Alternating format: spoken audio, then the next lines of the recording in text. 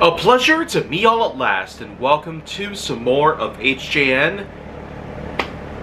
And today, for this piece of Bandtastic, why don't we go ahead and take ourselves a little trip, once again, to the likes of England. Here I come with the likes of Bush. Yes, this is technically another well-known rock band, at least in regards to how it compares to most other bands today. Of course, better examples would include the likes of Weezer, and even if you really want to get technical, Smashing Pumpkins was also a bit of a sensation back in the day. They might not hold much relevance, but they always will be remembered by hardcore fans, and more importantly, by people whom are familiar with them in general. Bush happens to be a bigger example though, because of the fact that they've actually been making appearances in pop culture almost left and right. Yeah, so if you probably don't know about them now, I'll just go ahead and give you a quick background of them. They're a London-based group from 1992, and in 31 years since, they have in total made a lot of work.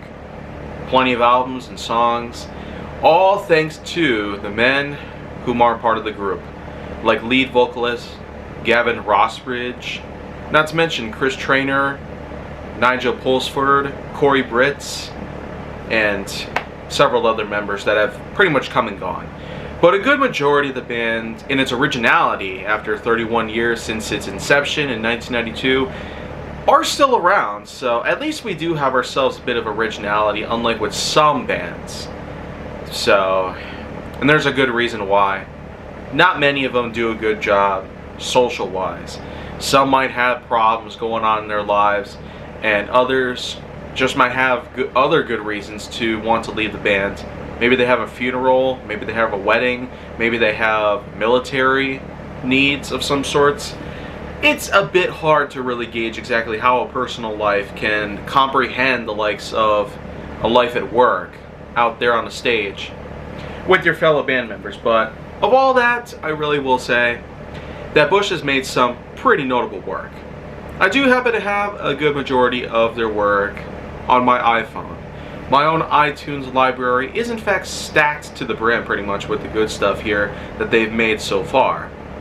Probably one of their best albums that I've recalled is Man on the Run in 2014, especially with their single, The Gift, which is going to be a part of Kaiju Force Neo's Ecstatic Mixover, based on a series to be known as Kaiju Force Neo Ecstatic Times.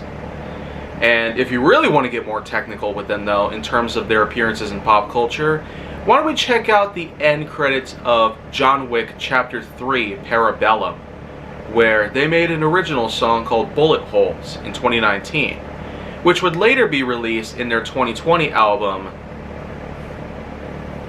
So, I guess that really just goes to show some original work does eventually become part of their newer work when it comes to going to the studio. So, it's not always that you might find a single that appeared in a movie becoming a part of an album. I mean, Fall Out Boy technically did the same thing after Big Hero 6 made its release in theaters and eventually has since become a well-known piece by this point. But maybe I'll get to them some other time here, because right here it's Bush. And I can ultimately piece together a couple other things about them. They have a pretty unique way of creating rock and roll songs. They're not necessarily fast-paced in terms of their tempo range. They're a bit more on the slower and even casual side. They also have a bit of a knack for explaining certain things in a more satirical fashion, like slavery, chemical wastes, and a lot of other problems that have circumnavigated Earth and all the history that we've seen since they first rolled onto the stages in the 90s. And with their best known single, known as Glycerin, it seems by now that they really do happen to make themselves a good point. The point that the Earth itself is in trouble and needs to be fixed at once. And after looking at all the newer singles that have shown up, especially since they've been making pop culture appearances in movies, shows, and whatnot, it's pretty much no wonder that Bush happens to hold up quite well nowadays.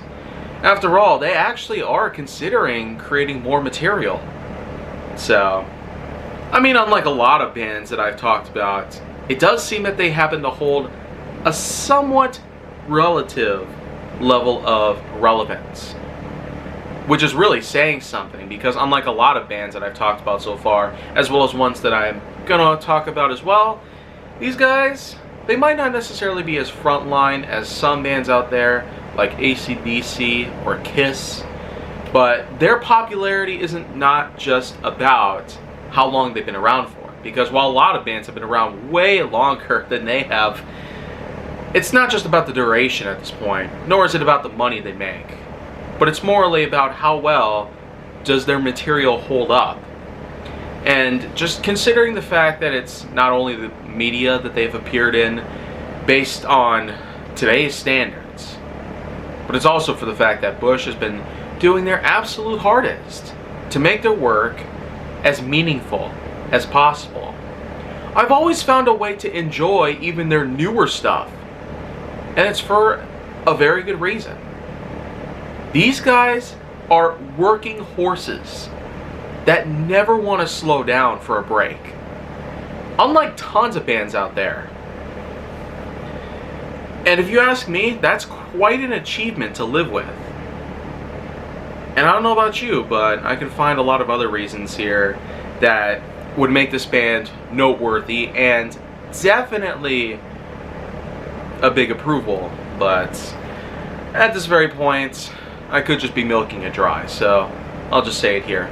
Bush is a great band, their style is unique, and the way that they describe things in their lyrics, especially with Rossdale himself at the forefront of the vocalist triage itself that unfolds, sometimes with other members joining on in inside the main chorus and sometimes elsewhere, but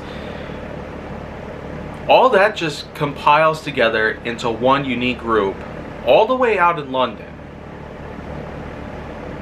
And just to know the fact, they sound a lot more American than you might ever realize. So that really is something different. Something different, but in a good way. So at the very least, that's not really a pet peeve. It's just something that's quite unusual when it comes to vocals. I'll see you guys next time, though, in the next bit of Bandtastic. And until then, see you around elsewhere.